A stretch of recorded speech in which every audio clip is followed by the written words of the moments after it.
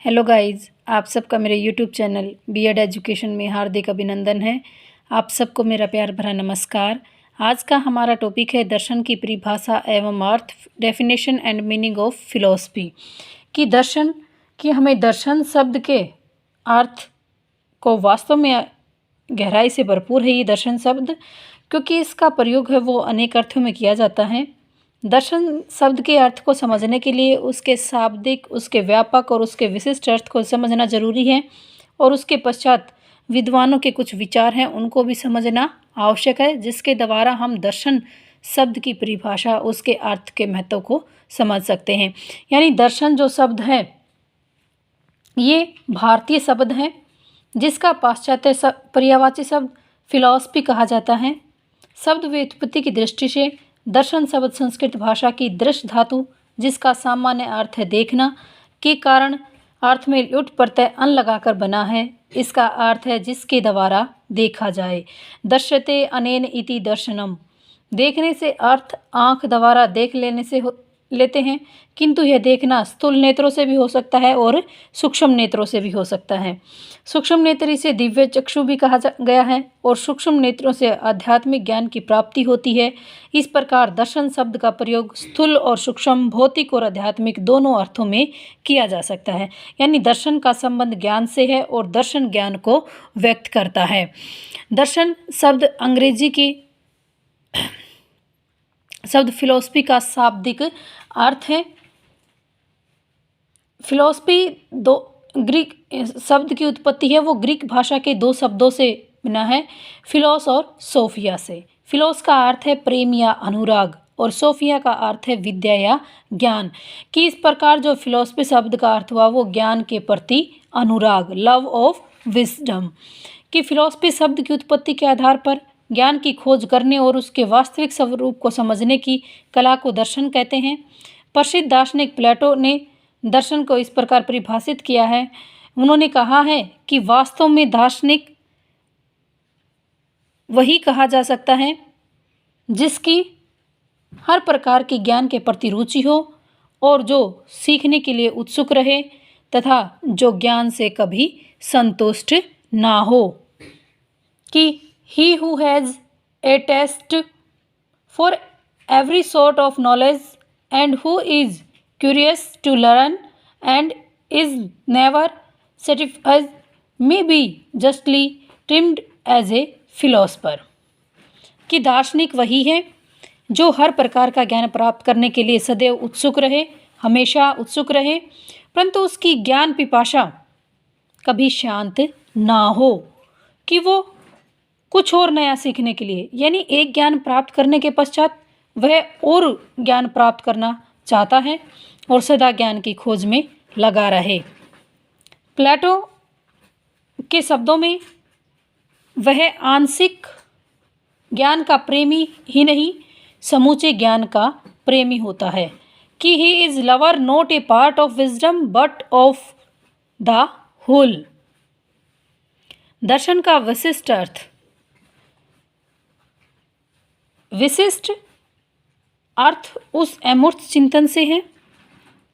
अमूर्त होता है जो पीठ पीछे घटा हो, जो हमें दिखाई ना दे, उसके बारे में चिंतन करना, मनन करना, विचार करना, जिसके द्वारा आत्मा, परमात्मा, जीव जगत, जन्म मृत्यु तथा प्रकृति आदि का रहस्य है वो मालूम किया जाता है। कि जैसे मनुष्य क्या है, उसका जीवन क्या है, वास्तविक जीवन का उद्देश्य क्या है, किस प्रकार प्रकृति क्या है, सूर्य, चंद्रमा, सितारे आदि का मूल स्थान कौन सा है, व्यक्ति इस संसार में क्यों आया है, ईश्वर का स्वरूप क्या है, मृत्यु क्या है, क्या मानव जीवन तथा प्रकृति से परे कोई और लोक है, क्या मृत्यु के पश्चात कोई दोबारा जन्म होगा। इस प्रकार की बातों की खोज करके उस परम सत्य को प्रकट करना दर्शन का मुख्य विषय है। और दूसरे शब्दों में हम ये कह सकते हैं कि इन प्रश्नों के अध्ययन को ही दर्शन है वो कहते हैं।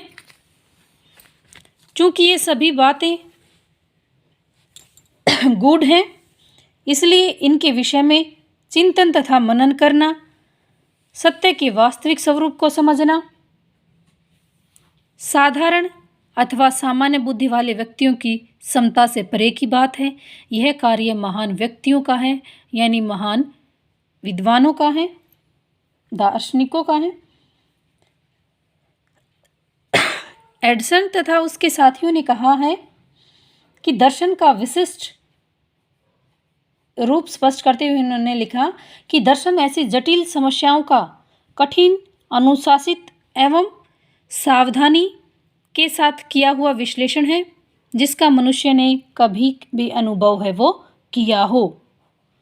दर्शन का व्यापक अर्थ व्यापक होता है विस्तृत, जिसका आकार बड़ा हो, जिसका क्षेत्र विस्तृत हो। कि व्यापक अर्थ में सत्य की खोज करना ही दर्शन है। वे सभी व्यक्ति दार्शनिक हैं जो सत्य का किसी न किसी रूप में खोज करते रहते हैं। और यदि ध्यान से देखा जाए तो पता चलेगा कि प्रत्येक व्यक्ति की जीवन की इस यात्रा में, यानी जन्म से लेकर मृत्यु तक, वो हर पल, हर क्षण, हर दिन कुछ न कुछ नया अनुभव उसके जीवन में होते रहते हैं। और इन्हीं अनुभवों के आधार पर उसे नवीनतम ज्ञान की प्राप्ति होती है।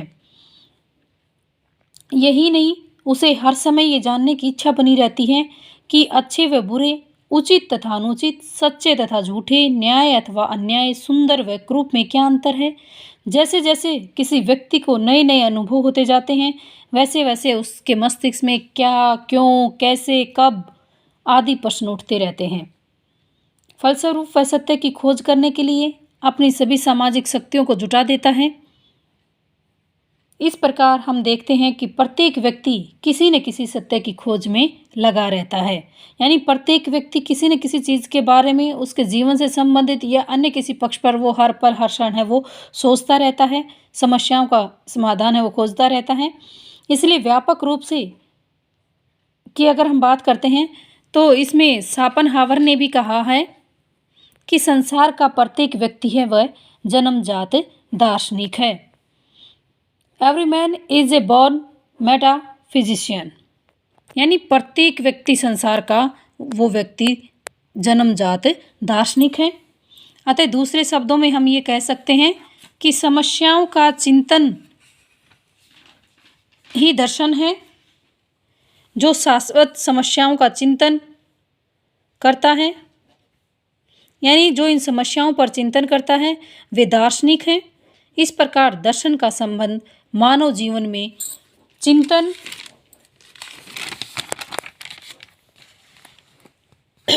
विचार विमर्श करने से है कि आज का मानव या आज ज्ञान विज्ञान का ऐसा कोई क्षेत्र नहीं है जिसके विषय में दार्शनिक और सामान्य व्यक्ति अपने विचार व्यक्त न करते हों। आज प्रत्येक व्यक्ति अपने जीवन के लक्ष्यों, आदर्शों, मूल्यों और जिस जगत में वह रहता है उसके स्वरूप, लक्ष्यों, आदर्शों और मूल्यों के विषय में चिंतन मनन करता है, उनके विषयों में अपनी धारणाएं बनाता है और यही धारणाएं उसके जीवन का दर्शन है वो कहलाती हैं। या इन्हीं धारणाओं के अनुसार वह अपना जीवन है वो व्यतीत करता है। दर्शन को कुछ विद्वानों ने, शिक्षाविदों ने परिभाषित किया है अपने अपने मत के अनुसार। जैसे उपनिषद काल में दर्शन की परिभाषा थी कि जिसे देखा जाए, यानी जिसको हम देख सकें, अर्थात सत्य के दर्शन किए जा सकें, यानी जिसके बारे में हम जानना चाह रहे हैं और उस तक हम पहुंच पाएं, यानी सत्य के दर्शन हो जाएं, तो क्या है वहाँ पर दर्शन। दर्शन होता है देखना। कॉम्टे के अनुसार दर्शन विज्ञानों का विज्ञान है, क्योंकि जो विज्ञान है वो दर्शन पर ही आधारित होता है, क्योंकि दर्शन हमें किसी नए सत्य की तरफ है वो खोज कराता है, उस सत्य से हमें अवगत कराता है। फिक्टे के अनुसार दर्शन ज्ञान का विज्ञान है। प्लेटो ने पदार्थों के यथार्थ स्वरूप का ज्ञान कराना ही दर्शन है, कि उसके वास्तविक स्वरूप का ज्ञान कराना ही दर्शन है। अक्सले के अनुसार कि मनुष्य अपने जीवन दर्शन तथा संसार के विषय में अपनी अपनी धारणाओं के अनुसार जीवन व्यतीत करते हैं और ये बात अधिक से अधिक विचारहीन व्यक्तियों के विषय में भी सत्य है। बिना दर्शन के जीवन को व्यतीत करना असंभव है। कि दर्शन के विषय में भारतीय दार्शनिकों की दृष्टि अत्यंत व्यापक, व्यवहारिक और लोककारिक एवं सर्वांगीण है। डॉक्टर राधाकृष्णन ने भी कहा है कि दर्शन वास्तविकता के स्वरूप की तर्कपूर्ण खोज है, कि दर्शन वास्तविकता के स्वरूप की तर्कपूर्ण खोज है, कि philosophy is a logical inquiry into the nature of reality. कि डॉक्टर राधाकृष्णन ने इस बात पर बल दिया कि दर्शन का संबंध खोज से है जो तर्क संगत ढंग से की जा सकती है, और ये खोज यथार्थ या वास्तविकता के संबंध में की जा सकती है। यथार्थ तथा वास्तविकता से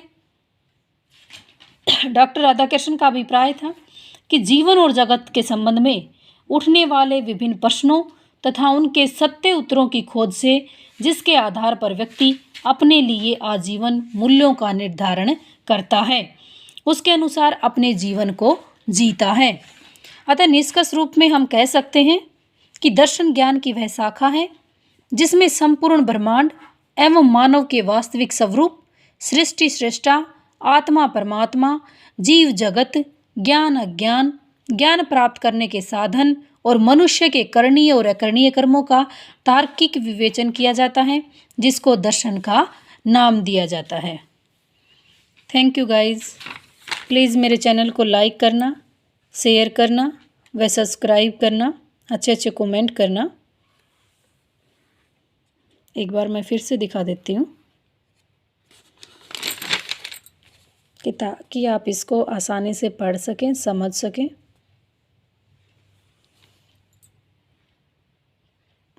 नेक्स्ट वीडियो हमारी जल्द आ रही है।